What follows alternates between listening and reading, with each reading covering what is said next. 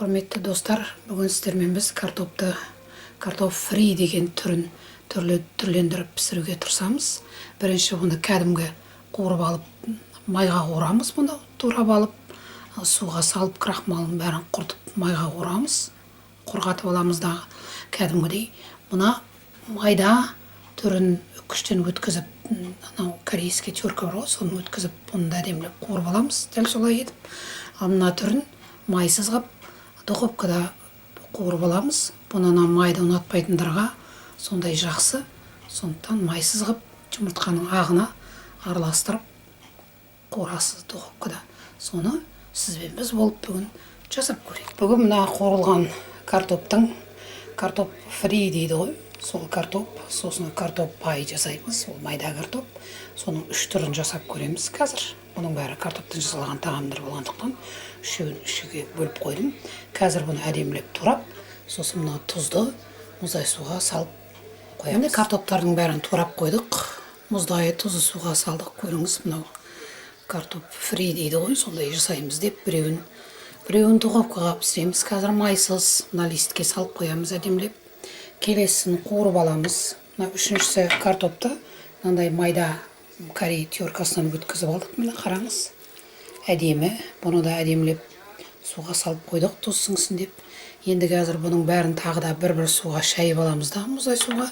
Мынау тұрған әдемі жаңа салфеткаларға салып, бұлардың бәрін әдемілеп, үстінен салфетка сүртіп, әдемілеп кептіріп алу керек қуыру үшін. Суының бәрін сырғыдық. Міне картоптардың бәрін салфеткаға сап қойдық.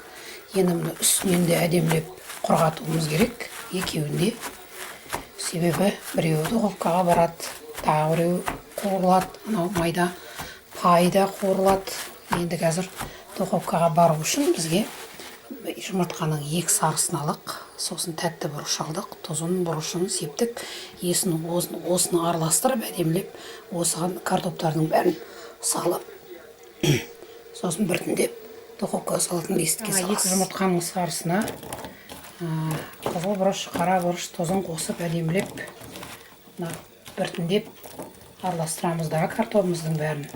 Сөйтіп біртіндеп духовкаға баратын листке осындай әдемілеп арасына ашықтау қоя беріңіз. Сонда майсыз әдемі фри болады.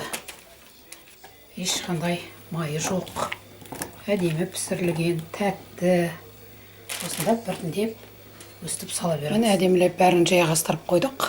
Енді қызып тұрған духовкамызға барып, бір жарты сағат па, 20 минут па көреміз қанша сағат болатынын.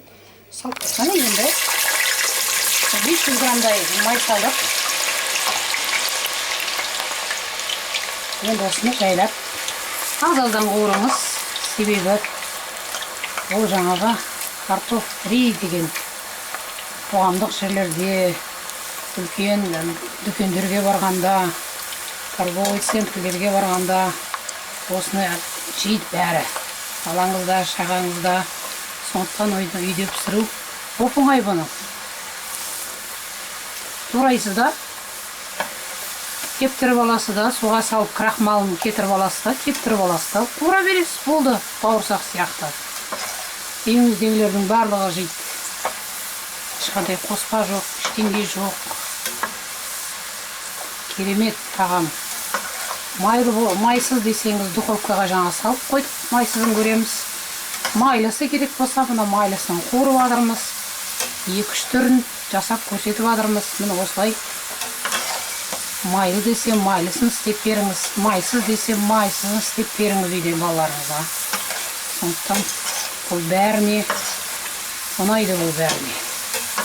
Үлкенге де, кішіге де. Міне. Керемет сырты қырлаған картоп фри дейді ғой. Әдемі картоп болады. 2-3 минуттан ғана майды қыздырып алып қуырып аласыз. Болды. Ешқандай қиындығы жоқ. Міне, осылай әдемілеп сала беріңіз. Өстіп қуыра беріңіз. Астында духовкада пісіп жатқанда үстіндегісін майлысын қуырып тастайсыз. Ендігі жерде майда картоптың қуырып алыңыз. Бұны картоп пай дейді. Әдемілеп қуырып алыңыз. Бұны аз-аздан саласыз мұны да. Сөйтіп бауырсақ сияқты әдемілеп қуырып ала бересіз.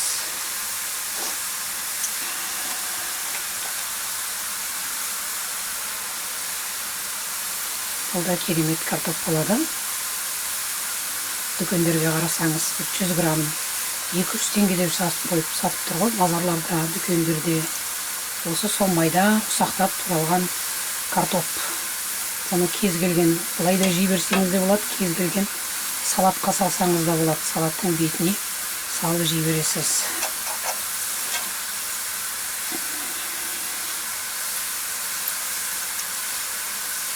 Қызартып аласыз да. Еш қиындығы жоқ. Корейскіні теркадан өткізіп аласыз да.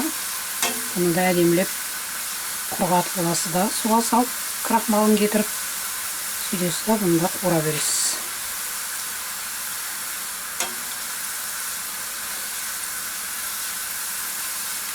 Әдемі картоп барады. Ішінде қытырлақ, сыртында қытырлақ. Қытырдақты жақсы көретін балаларыңыз бұны да жеп қояды. Сондай керемет. Мен майда картопты да дайын болды. Қараңыз, осыны өстіп әдемілеп ала беріңіз міне. Оны да салфеткеге саласыз. Әдемі қып. Бұны да балаларыңыз жеп қояды. Салатқа салсаңыз да, салаттың бетіне салсаңыз да керемет. Мен осылай пайын бір бөлек майда картоптың. Мына бір жағынан фриінде, екі жағда духовкада піскенше қуырып алыңыз. Духовкадағы картоптыңыздың ар жағын, бер жағын бәрін алмастырып қойыңыз. Ар жағын бәрі қызарып жатыр, көрдіңіз ба? Оның бәрі пісіп тұр, бірақ әдемілік үшін алмастыра салыңыз. Сол кезде бір керемет әдемі болады. Енді қайтадан бір 5 минутке салам. Міне 30 минут тұрды. Духовкада картофель, майсыз картофель фриіңіз де дайын болды. Маймен қуырған картофель фриіміз де дайын болды. Картофель пай деген майда картоптың қуырылғанда дайын болды. Қазір үшеуінде дастарханға әсем етіп, көркемдеп апарыңыз. Картоптың қуырылған түрінің түрі дастарханға келді. Мынау жаңа духовкада майсыз әдемі қуырылған түрі. Картофель фридің Бұл картофель фридің майға қуырылған түрі. Мынау жаңа картофель пай бұл майда күштен өткізіп қуырылған түрі. Бұны салатқа бәріне сорпаға да қоссаңыз болады. Мына ортасында көбісі мына үлкен сауда орталықтарында кетчуп қойып жейді ғой, қосып. Біз кетчуп емес, өзіміздің қыстың күні қысқа жапқан огонегімізді қойдық. Міне листе салатымен басымен бәрімен әдемілеп көркемдедік. Міне осылай дастарханға қойып, өстіп балаларыңызға ұсынсаңыздар болады. Себебі оларға да көркемдік керек. Анау-мынауын әкеп қойсаңыз, байқасаңыз, балаларыңыз жемейді, оларға да әсем, көркем қылып әкелуіңіз керек. Міне өстіп қуырып, майлы болсын, қалаған майсыз болсын, қалаған қуыра беріңіздер. Кем-кетігі болса айтыңыздар, ұнаса лайк басыңыздар, арнама жаздыңыздар, комментарийдан бәрін айтыңыздар. Астарыңыз дәмді болсын.